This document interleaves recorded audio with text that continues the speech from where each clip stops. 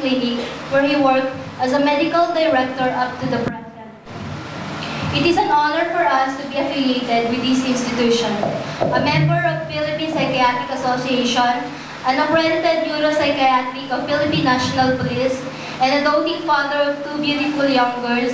Ladies and gentlemen, let us all welcome Dr. Johnny Bert Jimenez. I would like to thank the students, staff in the school for inviting me to come over and to discuss to you and share with you the topic duty at my clinic. Approached me and asked me if I'm available to be your guest speaker. I was a bit reluctant and told them I'm not comfortable speaking in a large crowd. You see, I am suffering from anxiety disorder, which we label as social phobia or public speaking anxiety. You can just imagine what had happened. Nablanko yung isip ko, hindi ako makapagsalita. Nung nakapagsalita naman ako, balong-balong itong English ko. It was really an embarrassing moment. And I was terribly upset.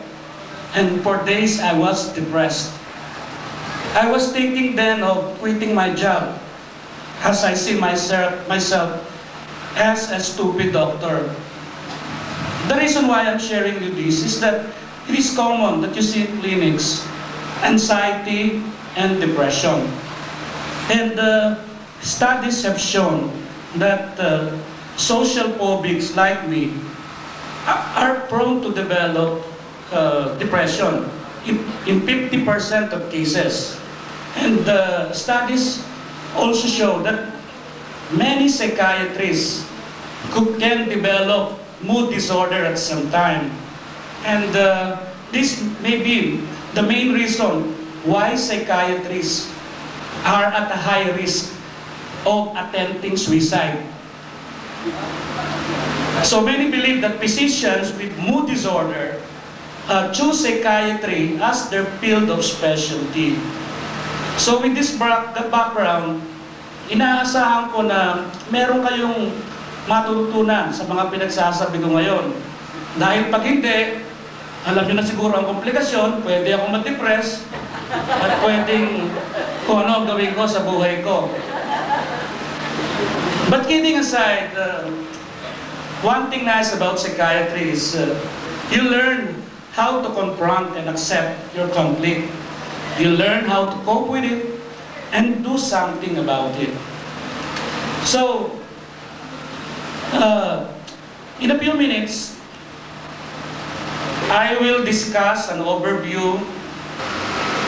With your kind indulgence, there will be no slides, transparencies, or props to back up my presentation. I want my presentation to be simple and informal, some kind of a school book presentation. Although mania or bipolar disorder is a part of a depressive process, I will not dwell on this more. Kasi it is less often that you see them in clinics. Anyway, if there's any question about mania or bipolar disorder, I will gladly answer the questions after the discussion on depression, okay? Experience.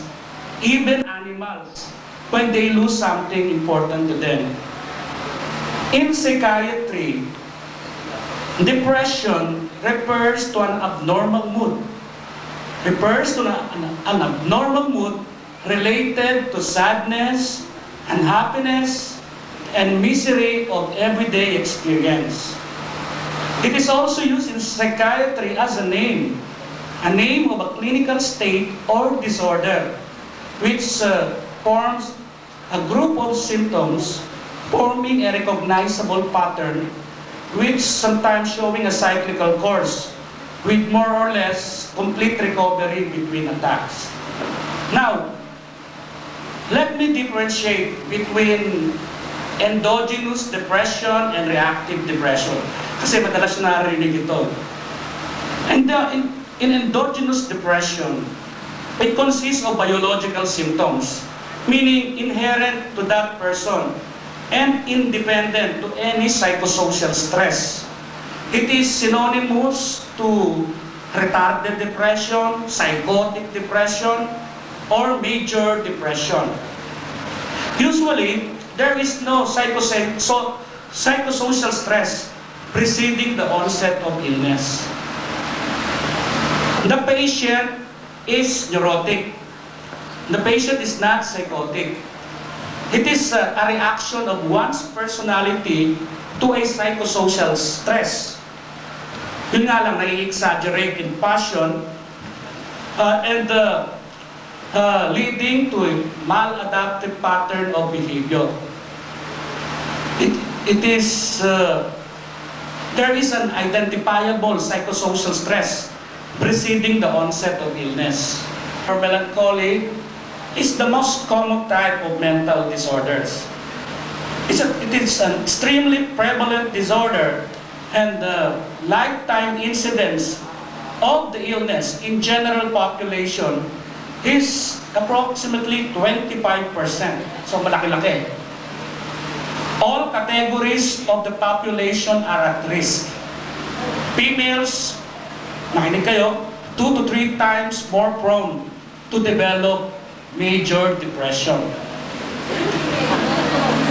So it is more common also in the lower socioeconomic group.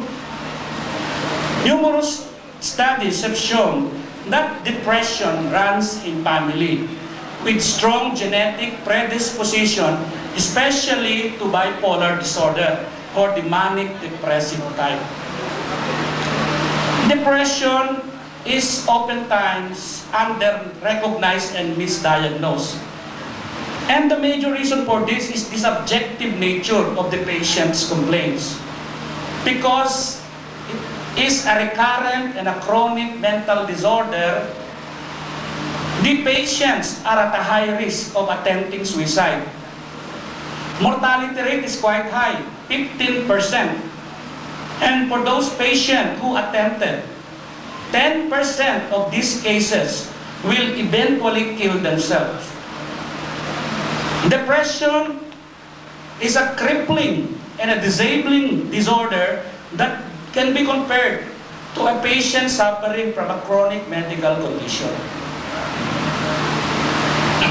Sabi ng mga dalubhasa, among the most popular theory is the biological theory of depression, also known as monoamine hypothesis of depression. Monoamine hypothesis of depression.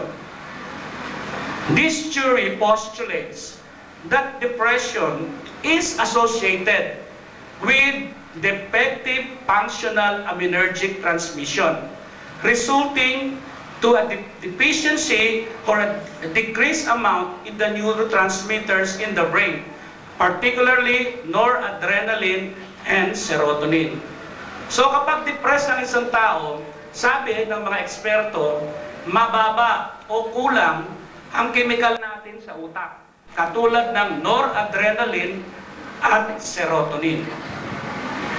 But the problem with this theory, you're depressed, you're suffering from a chemical imbalance, or kulang ang serotonin mo o noradrenaline sa iyong utak. I think it's more than that. Ang mas interesante rito ay yung tinatawag na psychological or psychodynamic factor.